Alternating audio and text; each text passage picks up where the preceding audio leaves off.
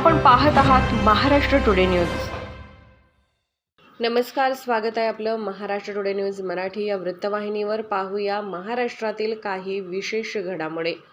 मुंबई लोकसभा निवडणुकीच्या पार्श्वभूमीवर महाराष्ट्रात नवनवी राजकीय समीकरणे उदयास येत असल्याचे चित्र आहे। मनसे अध्यक्ष राज ठाकरे यांनी आज नवी दिल्ली येथे भाजप नेते आणि केंद्रीय गृहमंत्री अमित शाह यांची भेट घेत चर्चा केल्याने निवडणुकीआधी राज ठाकरेंचा महाराष्ट्र नवनिर्माण सेना हा पक्ष महायुतीत सामील होण्याची शक्यता वर्तवली जात आहे।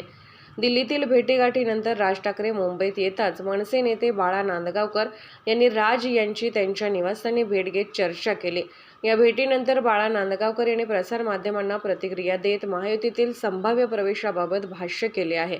मनसे अध्यक्ष राज ठाकरे आणि अमित ठाकरे यांनी आज मंगळवारी अमित शाह यांची भेट घेतली। या भेटीत लोकसभा निवडणुकीबाबत सकारात्मक चर्चा झाली। पुढील 2 दिवसात युतीबाबत अंतिम निर्णय घेऊ शकतो अशी माहिती बाळा नांदगावकर यांनी दिली आहे।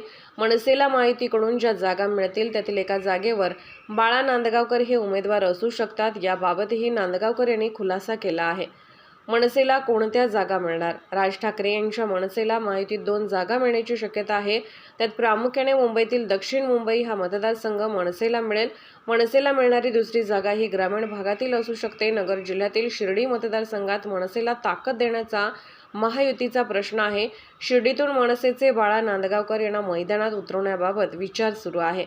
तर दक्षिण मुंबईत उच्च शिक्षित आणि तरुण चेहरा असलेले अमित ठाकरे हे उभे राहावेत अशी भाजपाची मागणी होती। त्यामुळे या मतदारसंघात ठाकरे घराण्यातील दुसरी व्यक्ती निवडणुकीच्या रिंगणात उतरणार का हे पाहणे महत्त्वाचे ठरणार आहे। महाराष्ट्र टुडे मराठीसाठी ब्युरो रिपोर्ट।